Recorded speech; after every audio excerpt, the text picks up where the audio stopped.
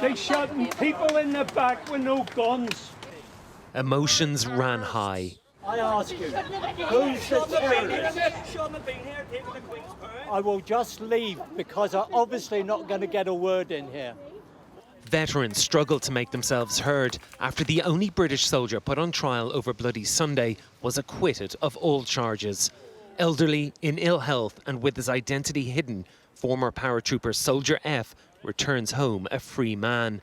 A non-jury trial lasting 5 weeks found hearsay evidence that he had murdered 2 men, Willie McKinney and Jim Wray, and attempted to murder 5 others was unreliable. Perjury, the judge said. Victims' relatives came to terms with the ruling. The families are very disappointed.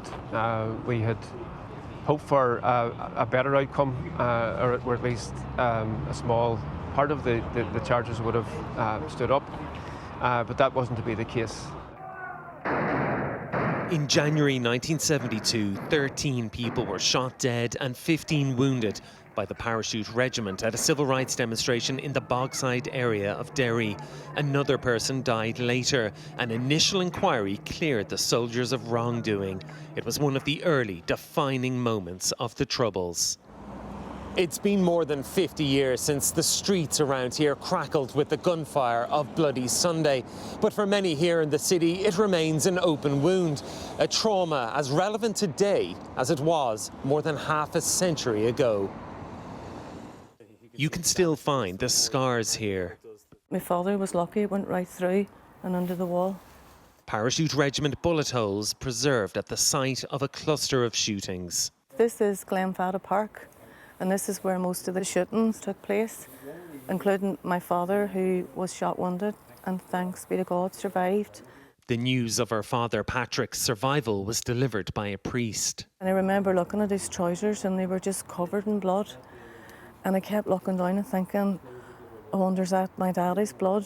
53 years on, I still remember that day as if it was yesterday. Willie McKinney was not so lucky, shot down and killed here, along with Jim Wray.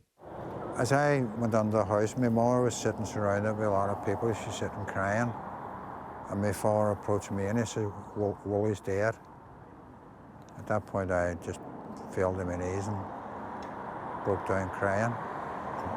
A lengthy campaign led to a new inquiry. The victims were completely exonerated. What happened on Bloody Sunday was both unjustified and unjustifiable. It was wrong. But for others, the trial of Soldier F has been part of a witch hunt of veterans who served in the most difficult of environments, often paying with their lives. We have always acknowledged that innocent people lost their lives at the hands of the security forces in Northern Ireland. We don't deny that. But the responsibility for that sits squarely at the feet of those who chose illegally to bring weapons of war onto the streets and into the countryside of Northern Ireland.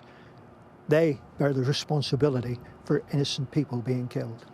Give the family a bit of space here, will you? The Bloody Sunday families don't agree, but they accept this is the end of the road. With Labour bringing forward new plans for legacy issues, including a new bill and protections for veterans, this could be the last prosecution we see of a former British soldier for Troubles-era killings. Stephen Murphy, Sky News in Belfast.